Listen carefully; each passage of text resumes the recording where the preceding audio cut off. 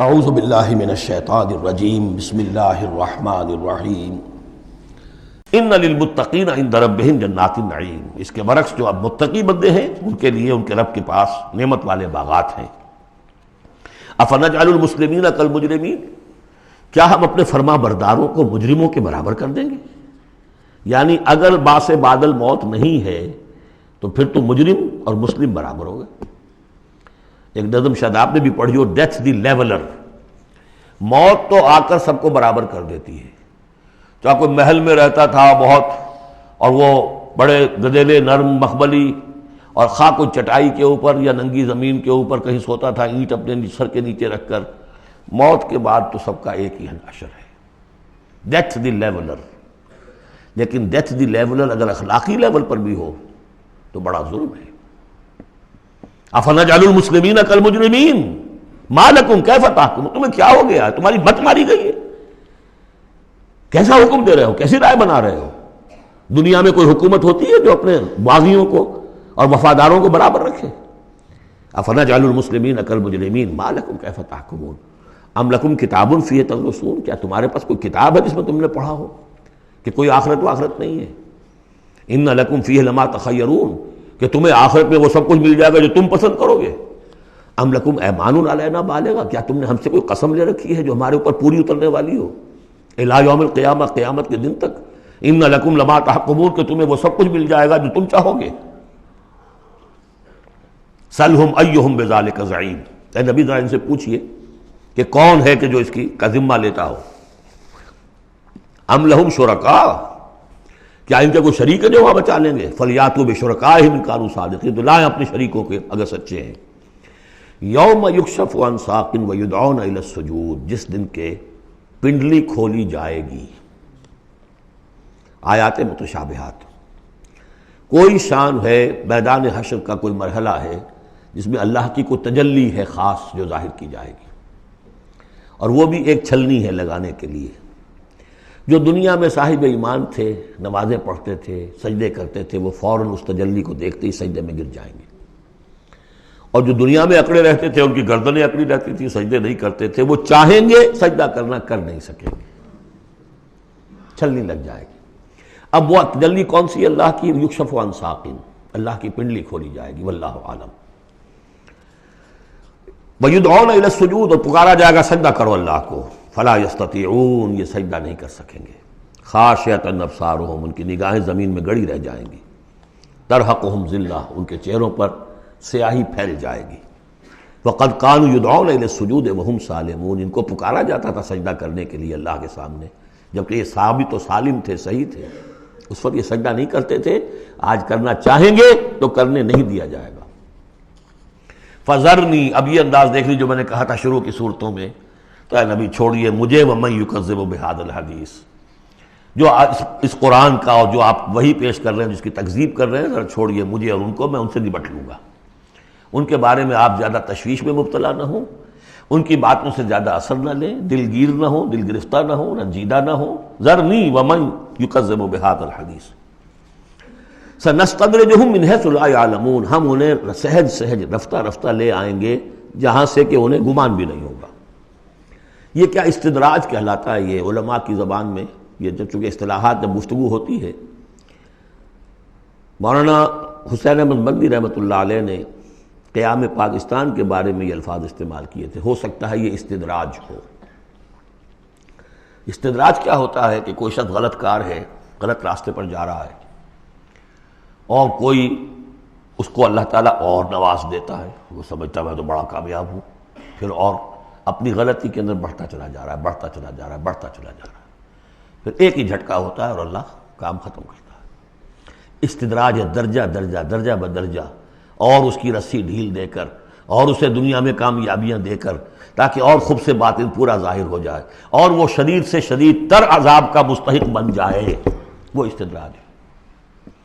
ہم انہیں درجہ بدرجہ استدراج اس کے ذریعے سے لے آئیں گے، من حیث لا یعلمون، جس کا انہیں اندازہ بھی نہیں ہوگا۔ وَأُمْلِي لَهُمْ، اور میں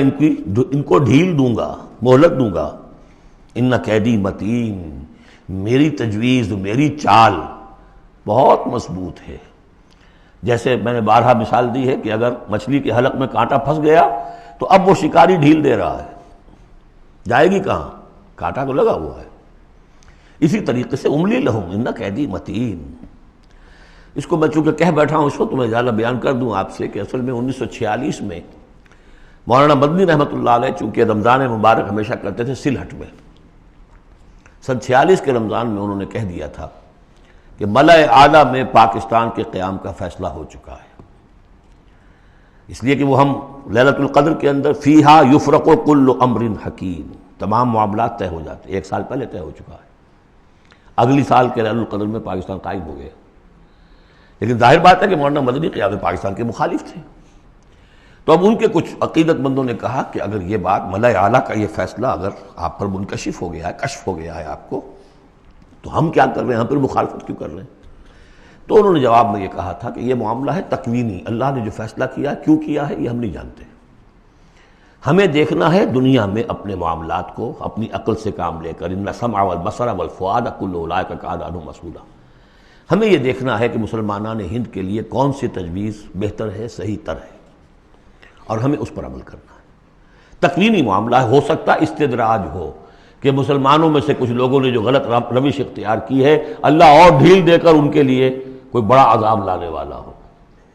اور واقعہ یہ ہے کہ ایک بڑا عذاب ہم پر سن 71 میں آ گیا تھا،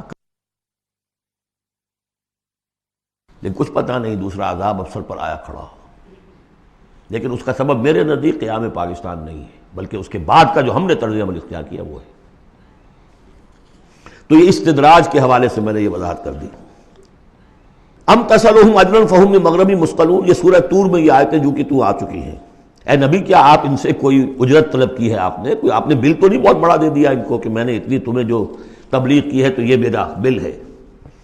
ام تسلہم اجرا فہم من مغرم مثقلون، کہ اس کے تاوان تلے دبے جا رہے ہیں یہ، ام عندہم الغیب فہم یکتبون، یا ان کے پاس غیب کا علم ہے جسے یہ لکھ رہے ہوں؟ فاصبر لحکم ربک، اے نبی صبر کیجئے، اور یہاں صبر کے بعد لام ہے، لحکم ربک، انتظار کیجئے اپنے رب کے حکم کا۔ اور یہاں نوٹ کر لیجئے آگے آ رہا ہے حضرت یونس علیہ السلام کا معاملہ، ان سے بس یہی خطا ہوئی تھی کہ اپنی قوم کے کفر اور مخالفت اور عناد سے غصے میں بھر کر، حمیت حق کا غصہ تھا، غیرت حق کا غصہ تھا، اللہ سے کوئی غصہ نہیں تھا معاذ اللہ، یہ کچھ مترجمین ادھر چلے گئے اللہ سے ناراض ہو کر، ذہب مغاضبا معاذ اللہ معاذ اللہ معاذ اللہ،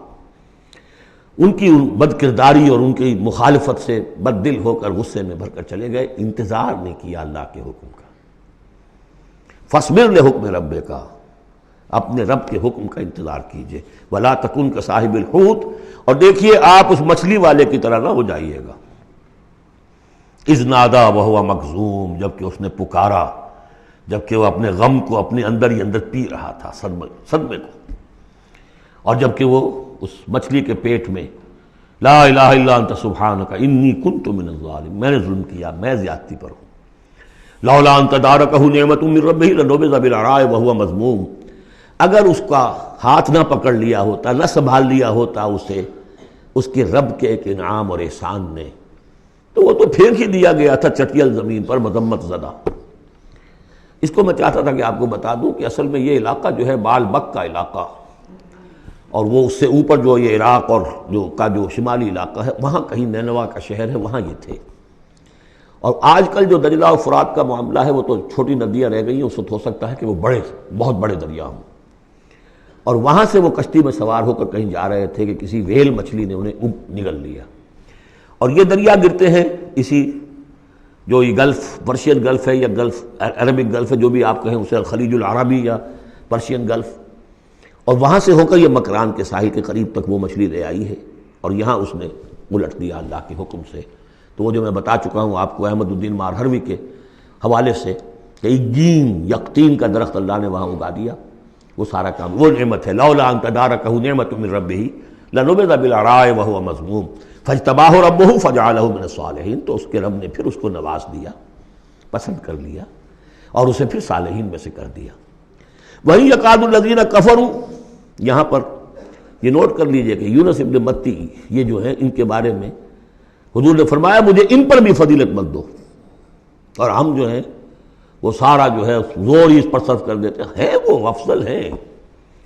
لیکن حاجت مشاطہ نہیں، صورت دل آرام رہا، ان کی کوئی ضرورت نہیں ہے، دنیا جانتی ہے،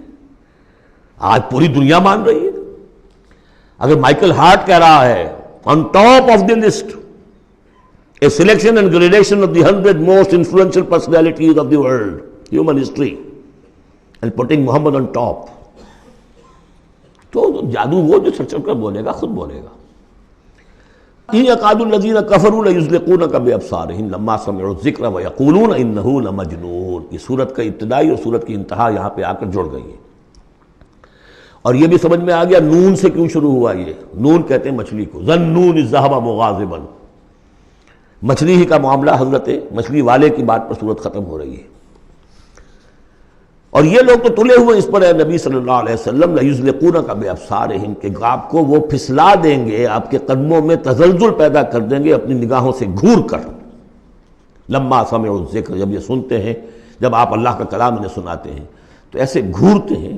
اور یہ بھی آتا ہے کہ اس کے لیے باقاعدہ انہوں نے یہ عاملین جو ہوتے ہیں، جو اپنی وہ جو قوت ارادی کو مجتمع کر لیتے ہیں اپنی آنکھوں میں، مشق کرتے ہیں، اس کی ایکسرسائزز ہیں کہ پھر وہ کسی کو دیکھتے ہیں تو وہ آنکھوں کی تاب نہیں لا سکتا، ان کے کوئی شخص آنکھیں چار نہیں کر سکتا ان سے، تو ان کو بھی بلا کر جو ہے باقاعدہ حضور کے اوپر ان کی یہ جو ہے وہ کوشش کی گئی کہ اسی کے ذریعے سے حضور، اصل بات تو یہ تھی کہ حضور کی جو قوت ارادی ہے اسے کسی طرح کل کر دیا جائے کہ وہ چھوڑ بیٹھے اس کام کو، بس اس کے لیے سارے حربے انہوں نے آزمائے۔ وَإِن يَكَادُ الَّذِينَ كَفَرُوا لَيُزْلِقُونَكَ بِأَبْصَارِهِمْ لَمَّا سَمِعُوا الذِّكْرَ وَيَقُولُونَ إِنَّهُ لَمَجْنُونٌ وَمَا هُوَ إِلَّا ذِكْرٌ لِّلْعَالَمِينَ، اور نہیں ہے وہ، ہوا قرآن کے لیے بھی اور حضور کے لیے بھی، یہ تو ایک نصیحت ہے، یاد دہانی ہے۔ حضور اپنی ذات میں بھی تو یاد دہانی ہے، اپنی ذات میں قرآن مجسم ہے، جیسے کہ ام المومنین حضرت عائشہ صدیقہ رضی اللہ تعالیٰ عنہ نے فرمایا کان خلق القرآن، صدق اللہ العظیم۔